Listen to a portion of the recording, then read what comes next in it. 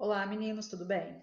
Bom, a gente vai ver o gênero textual poema. Vocês já fizeram os exercícios, já viram alguns vídeos, então eu vou fazer uma revisão e vou explicar aquele exercício que eu mandei para vocês de análise, tá? Então vamos lá, vamos começar pela quadrinha. Por que a quadrinha chama quadrinha? Porque ela tem 4 versos. O que é um verso, gente? É uma linha de um poema, que a gente vai ver mais para frente aqui. Então, a quadrinha é uma poesia popular, ou seja, o povão sabe ela, todo mundo sabe. Ela é feita em 4 versos e a rima dela é uma rima bem simples, que é lá no finalzinho de cada verso, né? Ela faz parte da tradição oral do povo. O que isso quer dizer? Que o povo, nós todos, nós temos histórias, nós temos algumas histórias, alguns poemas, algumas músicas que a gente passa para frente, a gente passa para os nossos filhos, que passam para os nossos netos, então isso é uma tradição oral, tá? Elas podem ser canções de ninar, cantigas de roda e brincadeiras, e são passadas de boca em boca. Então vamos lá, eu peguei uns exemplos para vocês. Essa aqui é uma que vocês conhecem bem. Peraí, deixa eu mexer nisso aqui aí. Essa aqui, ó. Batatinha quando nasce, se esparrama pelo chão. Minha amada quando dorme, põe a mão no coração. Aqui a gente tem minha amada, mas poderia ser menininha. Depende de onde a gente ouviu. Em algum lugar alguém escreveu de um jeito, e aí passando de uma pessoa para outra, as palavras podem mudar também. Então, o que a gente tem aqui, ó? Chão e coração, são rimas simples. O primeiro verso não rima com o terceiro verso, mas o segundo rima com o quarto. Mesma coisa na primeira ali, ó. Andorinha no coqueiro, sabiá na beira-mar. Andorinha vai e volta, meu amor não quer voltar. A gente já viu duas que são sobre amor. Beira-mar rima com voltar, rima simples. Essa noite eu tive um sonho, mas que sonho atrevido. Sonhei que era o babado na barra do seu vestido. Ou seja, que ele era o pedacinho final do vestido da pessoa, tá? Então ele estava ali pertinho da perna dela. Também atrevido com vestido. E o último, as estrelas nascem no céu, os peixes nascem no mar, eu nasci aqui neste mundo só para te amar. Mar com amar, estão vendo o que falam sobre rimas simples? Então, esse aqui é quadrinha, e vocês podem ouvir sempre a Batatinha quando nasce, vocês ouviram pequenos, os seus pais ouviram pequenos, seus avós ouviram pequenos, pode ter mudado um pedacinho, mas são quadrinhas, passam de geração em geração, tem só 4 linhas e são... Quando eu era novinha, da idade de vocês, a gente escrevia isso nos bilhetinhos. Tá? Hoje em dia a gente tem internet, né? Mas naquela época não tinha porque eu sou velha. Vamos lá para a próxima. Deixa eu voltar aqui o negócio no lugar. Aí. Poema. Características do poema. Ele é estruturado em versos e estrofes. Pode ou não ter rimas, usa-se uma linguagem figurada e tem um eu poético. Então vamos lá. Vamos primeiro falar de linguagem figurada, porque não vai ter aqui no texto. Eu vou fazer um vídeo específico sobre isso, mas eu já expliquei para vocês. A linguagem figurada é aquela que a gente viu lá do monstro verde, que era o mar, na verdade. É quando você usa uma expressão ou uma palavra num significado que não é o primeiro significado daquela palavra. Então, por exemplo, do mar é como um monstro verde. O mar não é um monstro e a gente usa ele como monstro porque ele pode ser assustador. Então, isso é o sentido figurado, tá? Versos e estrofes. O poema não é escrito em prosa. Deixa eu pegar aqui alguma coisa para mostrar para vocês. Cadê? Aqui, ó. Esse texto aqui, gente, é escrito em prosa, tá vendo? Ele é escrito com a linguagem corrida, vai ter diálogos, tá narrando alguma coisa que está acontecendo numa ordem específica, prosa. A maioria dos textos que a gente lê. O poema ele é escrito em versos, então eles são as linhas curtas, a gente vai ver vários poemas ainda aqui hoje, então as linhas curtas uma embaixo da outra. O poema não é só o que vocês estão vendo hoje, ele é muito mais complexo. Existe, por exemplo, um negócio chamado métrica no poema, que é cada linha ter o mesmo número de sílabas. Só que isso a gente vai ver um pouquinho mais velhos, tá? Então ele não é feito em prosa e sim em versos. Os versos são as linhas e um conjunto de versos, de linhas, se chama estrofes. Então um conjunto de linhas ou de versos se chama estrofes. Então é igual... Vamos ver... Esse aqui, ó, que vocês viram lá da identidade. A gente tem aqui, ó, um conjunto de linhas, pula uma linha, mais um conjunto de linhas. Essa estrofe é pequenininha, essa aqui é grandona, tá vendo? E assim, ó, no poema vocês têm algumas maneiras de escrever. Então tem poemas com certos nomes. Tem poemas que tem 7, 7, 4 e 4 estrofes. Tem um que tem sempre de 4 estrofes. São estilos de poema, tá? Que vocês também vão ver um pouquinho mais para frente. Um conjunto de linhas chama estrofe, beleza.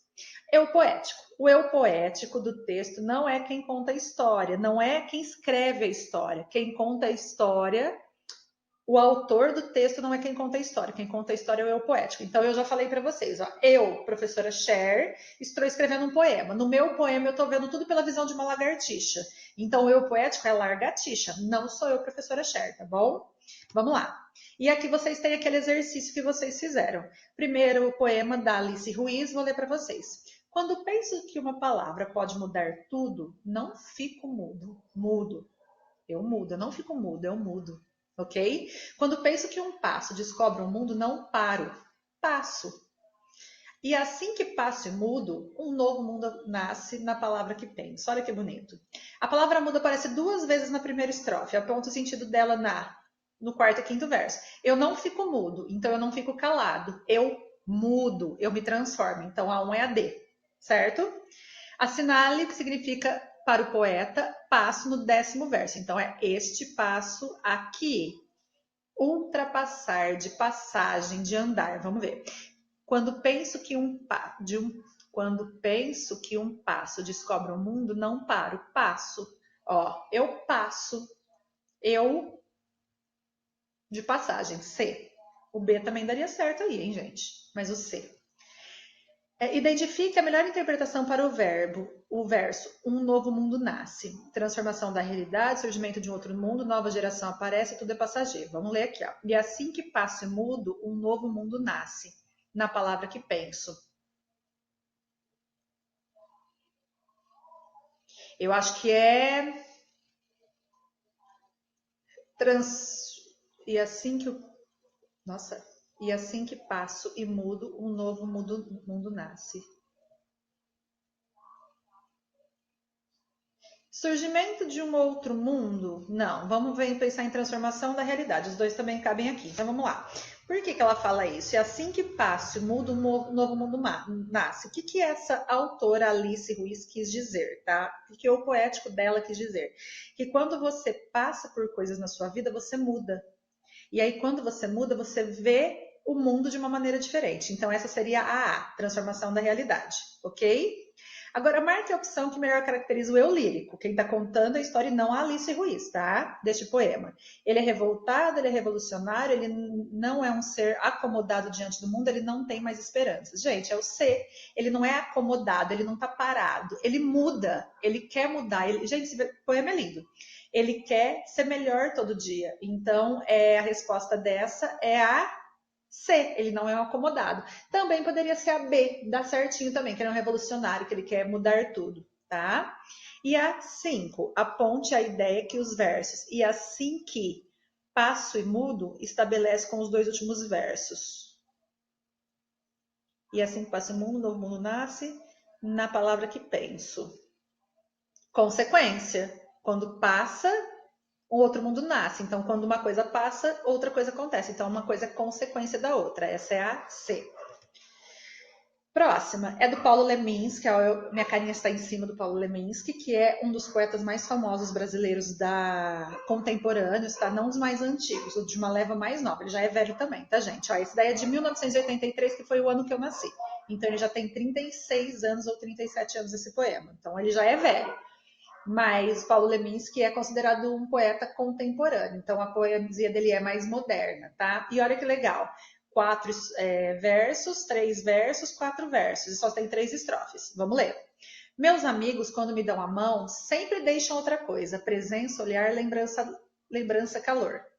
Meus amigos, quando me dão, deixam na minha a sua mão. Ai, que lindo.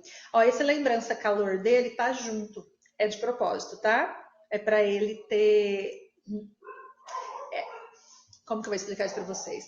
Isso daí é uma coisa chamada estilística, tá? É uma maneira dele pôr estilo dentro do texto dele. E ele pode fazer porque ele sabe, tá? E a gente vai aprendendo com o tempo. Quantas estrofes e quantos versos tem um poema? Então tem 3 estrofes e 4, 8, 8, 9, 10, 11 versos. O poema tem rimas finais? Tem rimas internas? Meus amigos, quando me dão a mão, sempre deixam outra coisa, presença, olhar, lembrança, calor. Meus amigos, quando me dão a mão, deixam na minha sua mão.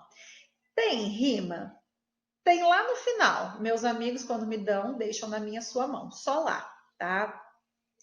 Vamos ler de novo para ver se tem rimas internas. Meus amigos, quando me dão a mão, sempre deixam outra coisa. Tem, me dão a mão. Tá no mesmo verso, então é uma rima interna, ok? A presença dos amigos que fica na mão do poeta marca-se por duas sensações, uma física e uma psicológica. Deixam o calor e deixam a lembrança. Então, número 8, calor e lembrança. 9. É possível afirmar que os traços dessas presenças são tão fortes que o poeta não consegue separá-los? Que recurso ele deve empregar para expressar esse fato? Essa foi aquela que o Cauã perguntou na sala, depois a Miriam perguntou também. Então vamos ler de novo. É possível afirmar que os traços dessa presença são tão fortes que o poeta não consegue separá-los? Sim, gente. Lembrança, calor. Ele colocou as duas palavras juntas porque ele não consegue separar a sensação de lembrança com a sensação de calor. Ok? 10. Na última estrofe, o poeta omite, ele esconde, omitir é esconder, intencionalmente uma palavra que já ocorreu no texto. Qual? Meus amigos, quando me dão a mão, deixam na minha a sua mão. Ele omite a palavra mão, deixam na minha mão a sua mão, porque ele já falou lá em cima, tá?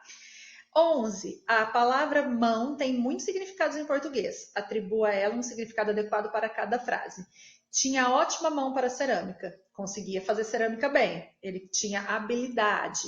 O poder passou às mãos da oposição. Trocou de lugar o poder. Saiu de um grupo de pessoas e foi para outro.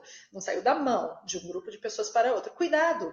Essa rua não dá mão à esquerda. Você não pode ir para a esquerda, só à direita, porque ela não dá a mão, você não consegue ir naquela direção. Acho que esta sua redação tem mão do seu pai. Foi seu pai que fez? Presta atenção. Aqui eu tenho a mão como 4 significados. Nenhum dos significados é esse aqui, ó. Então são todos de sentido figurado. Entenderam o que é sentido figurado? E agora uma da Cecília Meirelles. Cecília Meirelles, também grande poetisa brasileira. Eu, sinceramente, não sou muito fã da Cecília, mas o pessoal gosta bastante. Vamos lá. Retrato. Eu não tinha este rosto de hoje, assim calmo, assim triste, assim magro, nem esses olhos tão vazios, nem o lábio amargo. Eu não tinha essas mãos sem força, tão paradas e frias e mortas. Eu não tinha esse coração, que nem se mostra. Eu não dei por essa mudança, tão simples, tão certa, tão fácil. Em que espelho ficou perdida minha face? Gente, primeiro de tudo, claramente vai estar ali na 13, mas é um texto de alguém que está sofrendo, tá? Vamos lá. 12. Com relação ao gênero e estruturação, responda. Qual é o gênero textual? Poema. Quais são as características? Versos e estrofes. 13. Qual é o tema do texto? Gente, o tema do texto, ela descobrindo as próprias modificações nela, e ela não está gostando disso, tá? É uma pessoa que está sofrendo, ela não tinha aquele rosto que ela tem hoje, tá? Ela está percebendo que é um rosto que se transformou durante o tempo. No trecho, eu não tinha esse coração que nem se mostra. Podemos entender que o coração está doente, é uma pessoa tímida, o coração se fechou, não gosta de fazer amigos. O coração se fechou, é a C, tá? 15. No trecho, em que espelho ficou perdida minha face? Justifique o uso da travessão. Gente, é travessão porque ela está perguntando para ela mesma. Então, é um diálogo dentro de um poema, tá? 16. Como a personagem se sente em relação às suas mudanças? Ela não está feliz com as mudanças. Ela acha que o que mudou nela não foi para melhor. Quem é responsável por esses acontecimentos?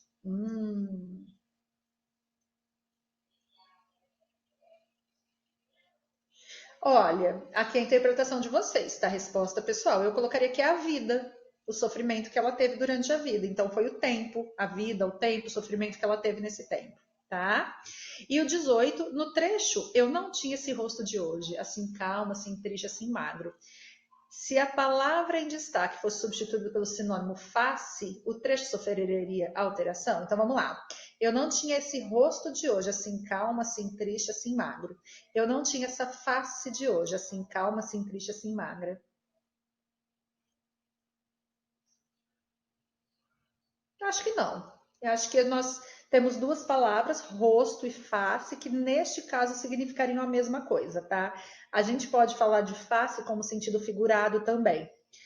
Por exemplo, na Bíblia, eu acho, tem uma parte que fala que se você levar um tapa no rosto, você tem que dar a outra face, ou seja, tem que não brigar de volta, uma coisa assim. Então, quando você fala de dar a outra face, hoje em dia, você está falando de sentido figurado, você não vai dar cara para a pessoa bater, mas você vai aceitar em silêncio aquilo que ela falou, mesmo que seja uma coisa que te ofenda, porque para você não vai fazer diferença brigar naquele momento por aquilo ou não, tá? Mas aqui não faria diferença, não.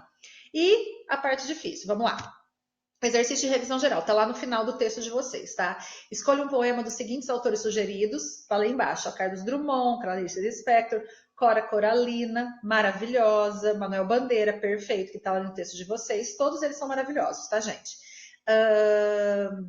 Escolha um poema dos seguintes autores sugeridos, registre no seu caderno. Você copia o poema e faça uma análise, o tanto de estrofe, o tanto de rima, exemplo de sílabas átomas e tônicas. Isso aí vocês não aprenderam ainda. Pode pular essa, eu vou explicar mais para frente. Rimas, figuras de linguagem que vocês também não aprenderam ainda. E a temática do texto, sobre o que esse texto fala. Tipo, o que a gente viu anteriormente era sobre tristeza. Essa parte que vocês ainda não aprenderam está no livro. Eu não quis colocar aqui no meio, porque vai atrapalhar um pouquinho a regra do livro. Mas aí, quando chegar na época, a gente fala sobre isso e faz alguma outra análise, tá? Então, essa é a revisão do poema e a correção do texto do poema. Depois eu faço a correção do caderno. Tchau, tchau.